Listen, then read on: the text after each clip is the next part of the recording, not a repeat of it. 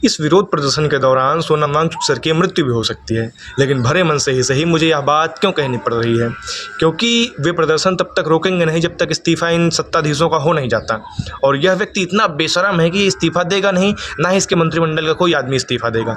और अगर सोनम वांगचुक सर की मृत्यु हो भी जाती है तब भी इस व्यक्ति को कोई फ़र्क नहीं पड़ने वाला, क्योंकि इसी तरह से भूख हड़ताल करते हुए एक पर्यावरणविद पहले ही मर चुके हैं, जिनका नाम है professor G D Agarwal. G D Agarwal ji ने गंगा नदी को बचाने के लिए 2008 में पहली बार भूख हड़ताल की।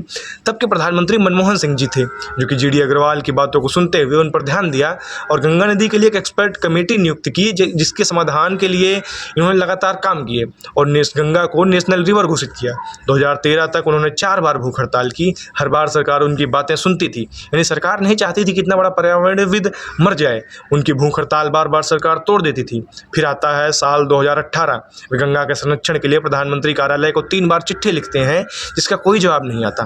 111 दिनों तक वो आदमी लगातार भूख हड़ताल पर बैठा रहा।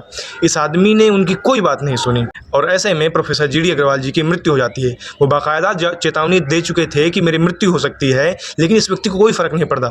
और उनके मरने पर यह व्यक्ति ट्वीट करता है कि बहुत दुखी हूँ कि गंगा नदी पर काम करने वाले प्रोफेसर जी डी अग्रवाल जी की मृत्यु हो गई। सोचो किस स्तर की बुराई चाहिए, किस स्तर की बेशर्मी चाहिए इस तरह के व्यवहार के लिए। यानी ये कह सकते हैं कि इस व्यक्ति ने जी डी अग्रवाल को मरने दिया और अभी सोनम वांगचुक को भी मरने दे रहा है। 700 किसान मर गए, तब भी इस व्यक्ति को कोई फ़र्क नहीं पड़ा। इस व्यक्ति के तरीके ही अलग हैं। आप कुछ भी करो, विरोध करो, भूख हड़ताल करो, मुझे फ़र्क नहीं पड़ता, मुझे जो करना है मैं वही करूँगा। इसे तानाशाही बोलते हैं, जो हमारे देश के लोग अभी महसूस नहीं कर पा रहे हैं।